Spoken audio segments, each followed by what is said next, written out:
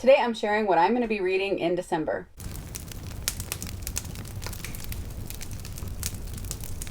Welcome to Candlewick Library. I'm Cheryl, and as you know, I'm taking part in the Tinsel and Tales readathon in December, but there's also some other things I'm going to be doing as well. Mitzi at Mitzi Reads and Writes is doing a very vintage Christmas readathon, and I really love that, so I made a page for that as well. There's going to be some crossover between the two, but mainly I'm using my more modern books for the Tinsel and Tales, and then using some of my older books for the vintage readathon. So I'm going to start with Tinsel and Tales.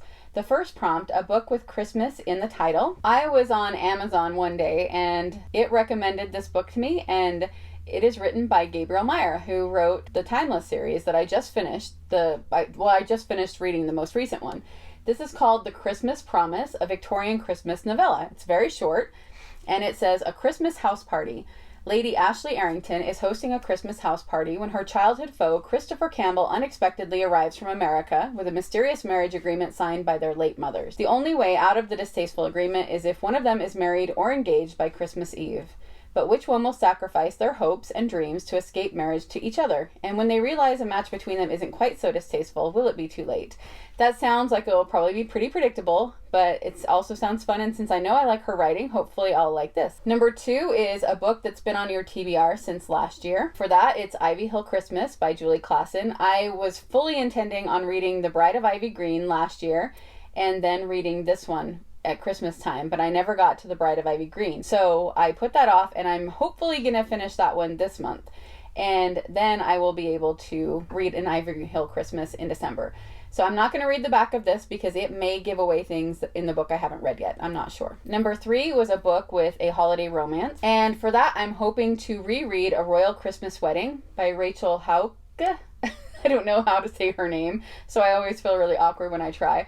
I just read Once Upon a Prince in September, and I've read this one before, but since I now finished Once Upon a Prince, I know this deals with some of the other characters from that book, and so I really want to read it again now that those characters are more familiar with me, or to me.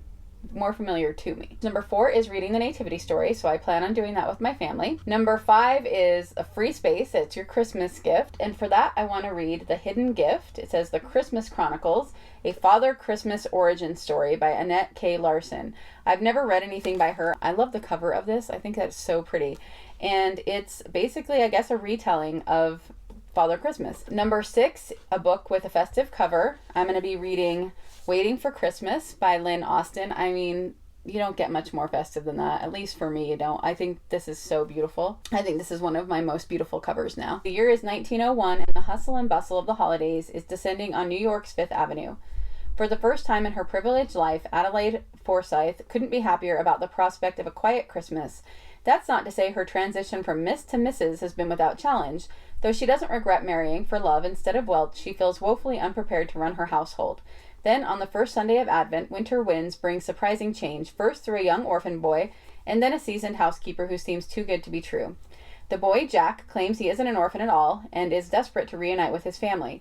While Adelaide and her husband work tirelessly to solve the riddle of Jack's story, Adelaide's new endeavor opens her eyes to a world beyond her past experience and all the possibility it holds. Number 7, a Christmas book with a movie adaptation and watch the movie. This is going to be one of the crossovers. I want to reread Miracle on 34th Street by Valentine Davies, and then I want to watch one or more of the adaptations. Number 8, a book with snow in the title or on the cover. For that, I want to read Let It Glow by Marissa Meyer and Joanne Levy. And I know that on first glance, this looks like it might not be an appropriate book with the two girls, but apparently they are half-sisters or something like that.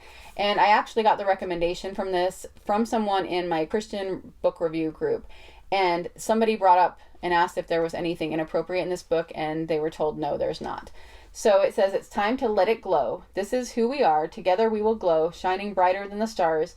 On both Hanukkah and Christmas Day, it is time for us to celebrate with warmth and love and lots of snow. You and me will let it glow. They look like twins, but I'm not sure. Like, I feel like I remember her saying that it was half-sisters or something like that, but that one of them is Jewish and one is Christian, and they swap homes for Christmas. So I don't know for sure if that was an accurate description of this, but I thought it looked really cute and she said that she loved it. For number 9, a Christmas mystery book, I am tweaking this a little bit. This is something I bought from Michelle Greep, the author of quite a few books that I've enjoyed.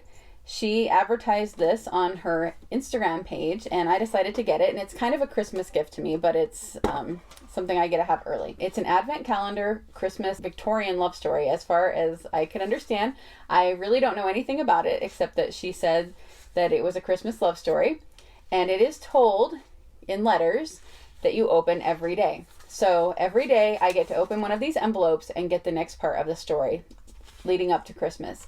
And so it's probably not a mystery story, but it is a mystery to me since I don't know what it is about, and it has that mysterious element of opening it every day. I'm really excited to do this. It even has this cute little locket on the outside. It was packaged so cute. So that is my mystery. All right, and then for the very vintage Christmas readathon, number 1 is Old Fashioned Christmas. So an old fashioned content or cover, and all of these books should be vintage books. For that, I'm going to have the crossover of Miracle on 34th Street, which I am going to be using a few times. So with Tinsel and Tells, I'm going to be trying to use a different book for each prompt, but for this one, I'm doubling up on quite a few of them since it was my extra thing that I just thought would be really fun to add on to what I was already doing. So Miracle on 34th Street, which also happens to be the group read. And then number 2, A Christmas Carol, a book that features music. And for that, I'm going to reread The Bird's Christmas Carol. I talked about this the other day. It's one of my favorite Christmas books. It's super small. You could read this in one sitting. And music does play a little bit of a role in this book. Number 3, The Nutcracker, a fairy tale or has a fairy tale element.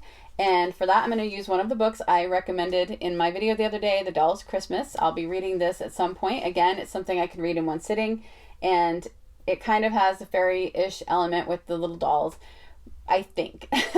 I think I can count that. I might do something else depending on if anything else strikes my fancy. 4, A Christmas Wedding, a romance and or features a wedding. I'm using Miracle on 34th Street for that as well. Number 5, Tree, Free Space. I'm using The Bird's Christmas Carol for that as well. Number 6, Gift Giving, a book featuring a gift. For that, I want to use The Greatest Gift. This is the story of It's Wonderful Life, and it's, again, very short, and I really wanted to reread this as well. Number 7, Jolly Old St. Nicholas, a book where Santa is mentioned. And number 8, Letters to Santa, an epistolary novel. I want to use Letters from Father Christmas for both of those. And then number 9, Rudolph the Red-Nosed Reindeer, watch a movie adaptation. I already had Miracle on 34th Street for the other one, and I will also be watching that for this, but I also wanted to do it a little differently and add one in. So I put in A Christmas Carol. I will be reading A Christmas Carol with my daughters this year. I got The Little Christmas Carol, and so I'm going to be using that and watching Muppets Christmas Carol. So that is all of the books I'm planning on reading for those 2 readathons. And then the last book I'm hoping to finish in December is Harry Potter and the Goblet of Fire. I started this one a couple months ago. I haven't read it at all in November because I had so many things I was trying to get to in November, but I really do want to finish this in December. I think that I'll be able to do all of them since many of the Christmas stories are shorter and are quick reads. That's my December plans, at least leading up to Christmas. After Christmas, I will probably be reading books I get for Christmas. That I don't know for sure yet, what I will be reading. I would love to hear what you're planning to read in December.